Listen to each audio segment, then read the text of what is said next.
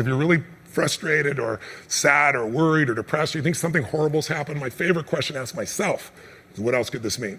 And I make myself come up with at least 3 different meanings. Because what happens is beliefs become self-fulfilling. See, once you believe something, you don't see anything else. I've done this with your audience before. I've said, look around the room and find brown. Everybody looks around. And I say, now with your eyes closed, tell me you saw that was red. And nobody sees much red. And I say, open your eyes, look for red. And they find more red. Why do you find more red? Because you get what you look for.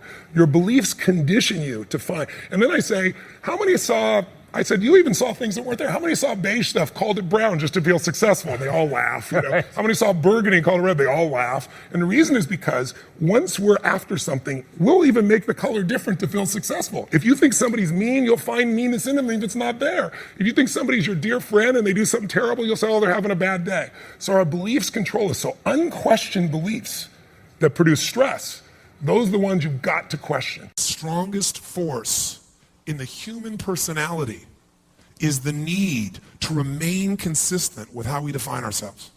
What does that mean? We live in a world of so much uncertainty now because change happens how often? Constantly. Men's roles, women's roles, jobs, environments, businesses, bam, bam, bam, it's all changing. So we have a need as human beings for certainty. We're not certain about relationships, businesses, time. We're not certain about a lot, but one thing at least we're certain about is I know who I am. If you don't know that, you freak out and you have what's called an identity crisis. We can't make any decisions, you're freaking out. So we all define ourselves subconsciously. So some people see themselves as being extraordinarily conservative. Are they gonna do something crazy? They're gonna know, hey, I'm not that kind of person. What kind of person? I don't know, but I'm not that kind of person. Isn't that true? If you think you're outrageous, you move differently, you talk differently, you do things differently. There's no one right or wrong, but most of us have trapped ourselves in an old identity. We've never updated who we are today.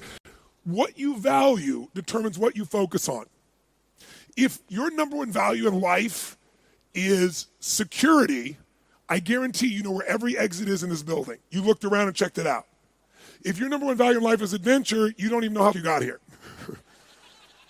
It literally is it controls what you notice or don't notice, what you do or don't do, what's important or not important. Every decision in your life is controlled by your beliefs and values. So values are the emotional states that we believe are most important for us to either experience or avoid. Write down in your notes, massive action is the cure-all. Massive action is the cure-all. If you're having a difficult time with something, your relationship isn't where you want it to be, your finances are not where you want to be, your body's not where you want to be, your business is not where you want to be, you need to take massive action. And if that doesn't work, try something else. If that doesn't work, try something else. Keep going with massive action and you will find the way because it will give you momentum. If you miss the 10 best trading days in 20 years because you're trying to time the market and you're not in it during one of those days, you went from 8.2% return over that period per annum, per year. It dropped down almost half, 4.5. What are the chances of you knowing the best 10 days to trade in 20 years? None, right? Warren Buffett said, market timers and market forecasters are only there to make fortune tellers look good because no one can do it successfully, even if they do it for a while.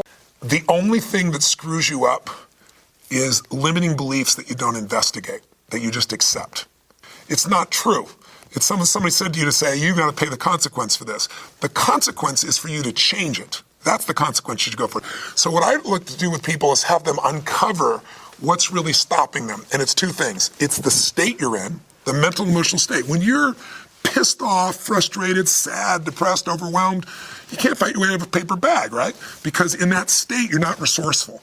If you are feeling playful or creative or passionate or driven or hungry or grateful, you get a whole different set of insights and thoughts. So it's learning to prime yourself, train yourself, snap yourself out of it physically that makes the difference. But then it's also finding what's holding you there. And what's holding you there is usually a blueprint, a set of beliefs, a set of rules. And when you see the truth, it instantly changes the game for you. When you witness it, when you experience it, what's real. But I wanted to ask first what the difference is between someone who is financially rich and someone who's financially poor. What's the difference? Well, there's lots of differences, but I'd say the first one is someone who is financially rich is an owner. They're not a consumer. They're a consumer also. But when somebody is poor, they're a consumer. That all they do is they take I always tell people we're all financial traders. A lot of people say, I'm not a financial trader. Yes, you are. You're trading time for money. Yeah. That's the worst trade you can ever make in your life.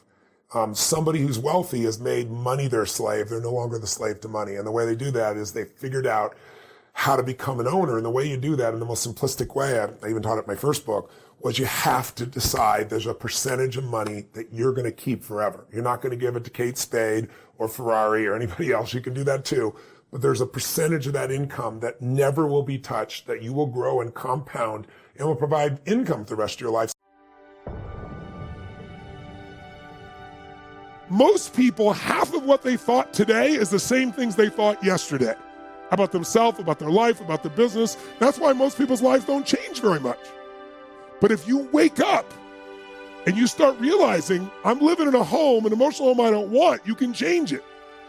See, because everybody's got it. If you got $1 billion, check this out. If you had $1 billion, but the habitual emotions you go back to are frustrated and pissed off, then your life is called frustrated and pissed off. It doesn't matter how much money you have. Write this down, please. The quality of my life is the quality of my habitual emotions. The quality of my entire life is nothing but the quality of my habitual emotions. Whatever habits of emotion, wherever my emotional home is, I will find a way to get back there. And until I change that, I'm gonna have a problem.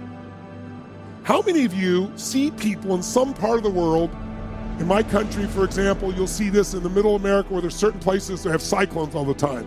Or maybe down in New Orleans or places where every few years you get a huge storm that wipes out everybody right on the coast there.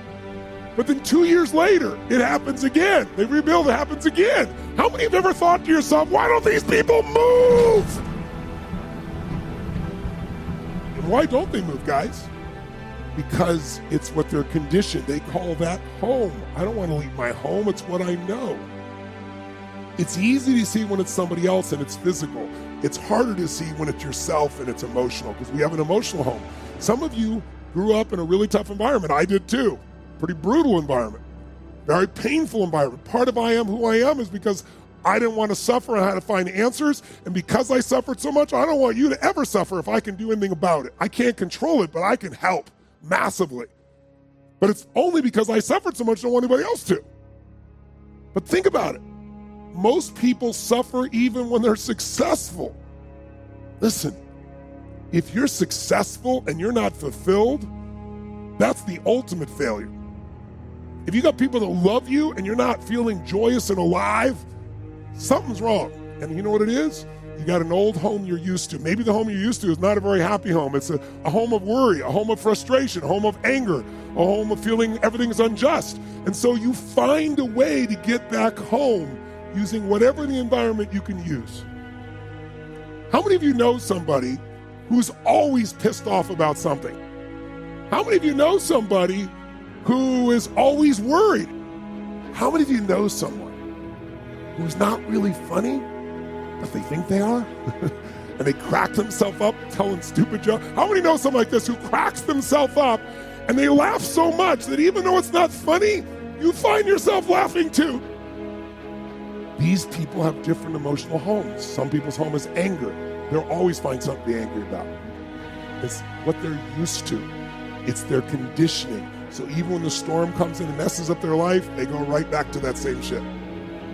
Wouldn't it be nice to upgrade your home, your emotional home where you live?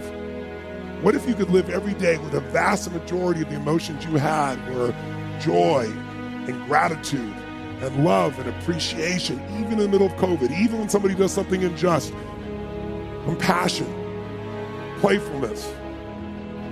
What would that feel like if you were in those states every day, 90-95% of the time? When you weren't, you got out of it quick. You can make that change this weekend, and I'm not exaggerating an ounce. I'm not saying you're going to be perfect and never have a negative feeling, because negative feelings are sometimes a signal to make us change. But most people have a negative feeling and they just hang on to it and keep living with it and find other things to be negative about. That will never give you what you want. The money won't do it. The acknowledgement of others won't do it. Everything you think will do it will not do it. Only one thing will do it. You drawing a line in the sand and making the most important decision of your life that you're going to live in a beautiful state no matter what. Because life is too short to suffer. And we have a choice. Listen to me.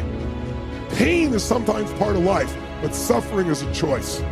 But for most of us, not a choice, because we have the habit of suffering, being stressed, being worried, being frustrated, being pissed off.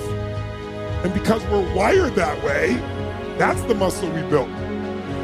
But if we rebuild our home here so it's even more magnificent, then you can have the life that you desire and deserve. And you can do it in one weekend only if you give your all and push enough energy out while you're doing it, while you're learning. Who's up for this here? So who's up for enhancing your home massively? Say aye. Aye. Say aye. Aye.